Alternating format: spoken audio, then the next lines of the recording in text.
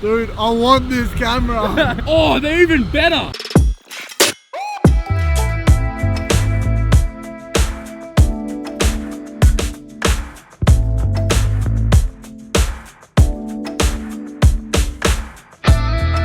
Hey, how's it going? Hope you're having a shit one. This is the a7R Mark III, and this is the a7R Mark IV. Should probably hold it. I don't know how I should hold it. Today I'm going to be testing both of these cameras against each other. I've been using the Mark III for quite some time now, and I only just got the Mark IV. So I'm going to go head to head with these cameras today. I'm going to do a bunch of comprehensive tests on them with photography and filmmaking, which is what I do. I take photos and I take videos. This is the Mark IV.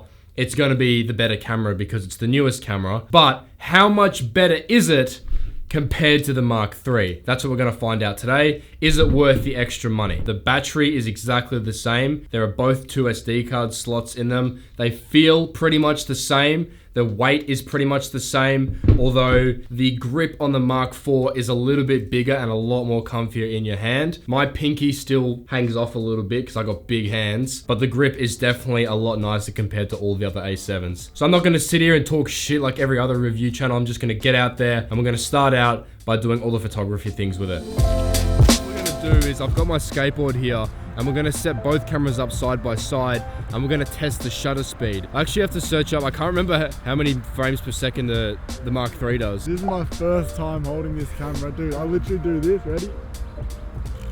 Dude, it's crazy. What? Yeah, so that does 10 frames a second. Wait, can we listen to it? Yeah, Ready? go. It's crazy. But how many more frames does it get over the Mark III? That's what we're gonna test right now, using a skateboard. So I'm gonna skate as fast as I can and try and do an ollie and not kill myself. And we're gonna see how many pictures of me we can take doing that. Both cameras are shooting on 1/1000 of a second, both on f2.8, both on ISO 800, both using a 24-70, both on high plus shutter mode. Both on manual focus. Both. But Daniel Bove. Our mate's name is Daniel Bove. Shout out to Daniel Bove. 3, 2, 1. Ooh, they're pretty close. They look very similar. Really? They look similar? That's because they're exactly the same. A7R4, high plus, max 10 frames per second. Sony a7R Mark III, high plus, max 10 frames per second. Usually most YouTube channels would do their research before shooting a product. Not on my channel. No, I fuck everything up. I don't research anything and then I go out and shoot it. We can still compare the quality. Not much of a difference between the Mark IV and the Mark III here. The focus was missed slightly because it was on manual focus, then I jumped a little bit forward from where the focus was set. But I mean, even looking at the wall there, the quality is pretty much the same. It doesn't look like it's 20 megapixels better.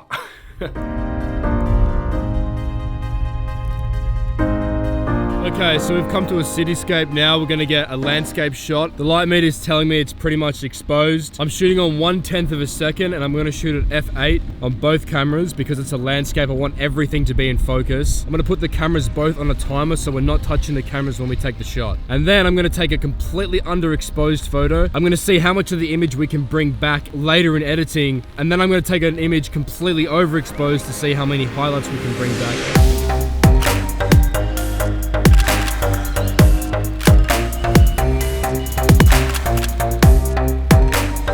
It's good that we're shooting in the rain right now to test both cameras' weather abilities as well. I know the Mark III, I've shot in the rain for, the past 2 years that I've owned the camera and never had any issues with it. I mean, it's a good chance to see if the Mark IV fucking dies on its first time. Imagine if it breaks. See you $5,000. See you later. Straight off the bat, the landscape images, they're not edited whatsoever. The only thing that's different is the white balance, because I think that the cameras just pick up, they were both on auto, the white balance. I mean, we can see pretty much all the details from the building. There's a little bit of blur, but it is 3:1 here. That's pretty impressive comparing, what we're actually seeing in the rest of the image. So that's 61 megapixels for you. But anyway, we're just gonna stick to looking at the Herald Sun building for now. Compare it to the Mark III, but I can't really tell a huge difference. Obviously, the Mark IV is a little bit sharper, but not by much. The Mark IV has definitely done a better job at the corners, but still, not by much. Just for the record, how I'm comparing this is value and performance of camera. The a7R Mark IV is 5,500 Australian dollars. That's the price I got it for. The a7R Mark III, sits at around 3,500, maybe 3.7, 3.5 to 3.7. There's about a $2,000 difference there for the body. That's what I'm comparing this to. So when I look at the Ferris wheel here, and I look at the differences between the cameras, is that $2,000 worth of difference? I don't think it is. So this is completely raw. This is a very underexposed image. I have not touched it whatsoever. Let's bring it up 5 stops. And it's done an okay job. I mean, if you were dumb enough to shoot an image like that, and you got that out of it, you'd be pretty happy, to be completely honest. Let's bring the Mark IV up 5 stops. This is the Mark III. This is the Mark IV. Is that worth $2,000? I don't think so. Let's have a look at the highlights. Brutally overexposed. This is a 4-second exposure. Just definitely didn't need this. Let's say you did a test exposure and then you got kicked out of the spot and this is all you got from the location. Can you bring it back? You know what? You lose a lot in the sky down the bottom here where the sun is at its most, but in the top part of the sky, not so much, and you can definitely retain all the details even at the top of the building. Mark III's done a pretty spectacular job. This is the Mark IV, exactly the same settings. Bring it down, -3 stops. That's Mark III, that's the Mark IV. Now we're gonna chuck on the 70-200 big boys. We're mainly gonna shoot a lot handheld. Liam and I will be shooting. It'll give a good test to see what the ISO is like when shooting street, especially at nighttime. These cameras are renowned for their nighttime capabilities. I'm interested to see how the Mark IV deals with the grain compared to the Mark III.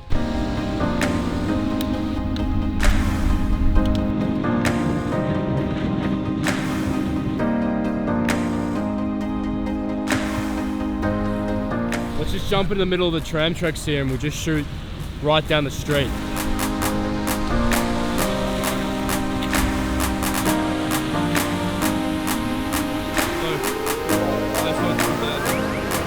Dude, I want this camera. So boss.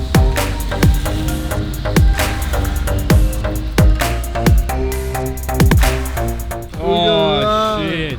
Dude, I want this fucking camera. I want to shoot in it for a bit. Give it a minute. Nah, me. For this next shot, we're taking a photo of Flinders Street Station. 5000 ISO, aperture f2.8, and the shutter speed's going to be at 1/400th of a second. Oh, this is so good to shoot on, yeah. The frame rate's ridiculous. I just breathe on the shutter and bang, like five photos just like immediately in half a second, literally.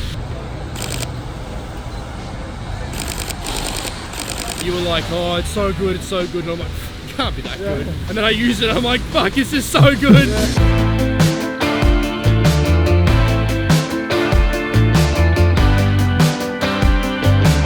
I just think based on colors and appeal, the Mark IV has probably done a little bit better, but you know, it is just so minor. The difference is so minor. I would even, you know, with this image straight out, depending on the white balance, the Mark III could look just as good. The color of the Mark IV, there's a bit more, it's a bit more of a contrasty shot, but nothing a different picture profile can't fix. They look pretty much the same. Mark III, Mark IV, same settings, 10,000 ISO. Mark III, Mark IV. I think the Mark IV has just handled the grain a little bit better. Same with retaining detail. Let's bring all the shadows out of this image and maybe bring it up 1 stop. And I'll do the same to the Mark III, sorry. They still look the same amount of disgusting. Melbourne's one of the most iconic laneways called Hosier Lane. It's one of 2 of the only laneways in Melbourne that's legal to graffiti. It's a perfect place to shoot because it's relatively dark at night. So we're gonna try and shoot each camera on 50,000 ISO, 1/400th of a second, f5.6, ISO 51,200. Yeah, mine is quite grainy as well.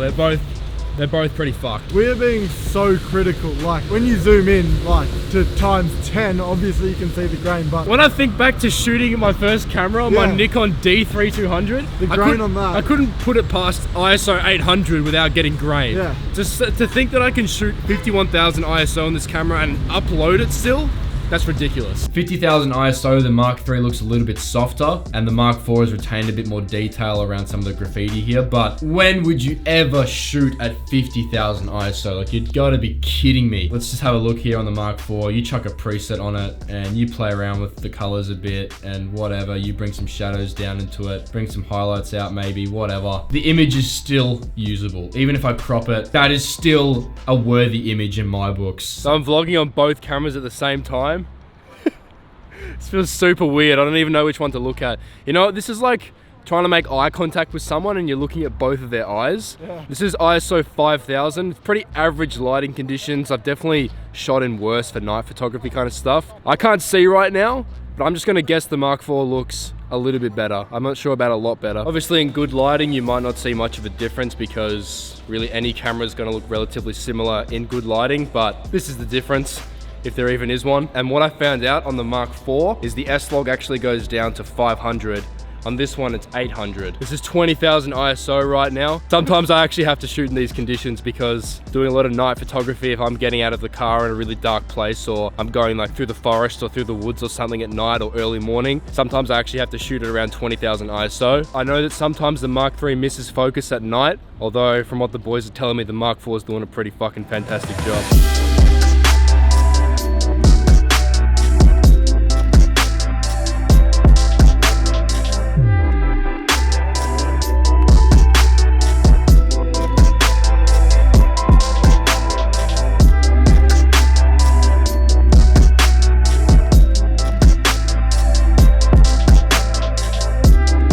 Mark IV is obviously the better camera to shoot on. Liam's done a review comparing the Mark II to the Mark IV. If you're thinking about getting a Mark II, I would highly recommend watching that video. My personal opinion, I do not think the Mark IV is worth it over the Mark III. I don't even think the a7R Mark III is worth it. The camera right now that I think is the best value in performance, the Sony a7RIV. It's a camera that's not biased towards photography or filmmaking. You can pick those up for about 2,600. You might be able to find one with a good deal or secondhand for 2.2 Australian. I would personally recommend that camera. But look, if it's the end of tax and you get your tax back or whatever, or you do actually have the budget to buy an a7R Mark IV, then yeah, go ahead and buy it. But if you are looking to save some money and $2,000, I mean, you can do a lot with $2,000. You can almost buy this. It's a 24-70 2.8 G Master lens. They're about 2.5 grand Australian. You could pick up one of those lenses plus an a7R Mark III for the price of the a7R Mark IV. It's not really a bad thing and it's a bit of a nitpicky thing, but remember, if you are deciding to go with the a7R Mark IV,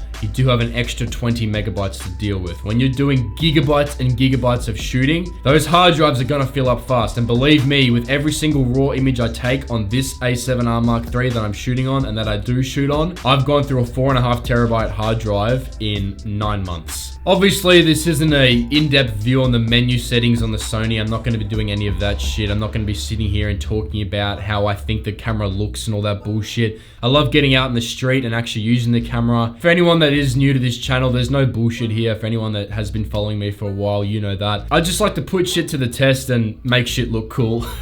So I hope I taught you something new in today's video. I definitely learned a lot about these cameras. If you did like this video, leave a like down below and help me out by hitting subscribe. With that all said and done, I will see you in the next one.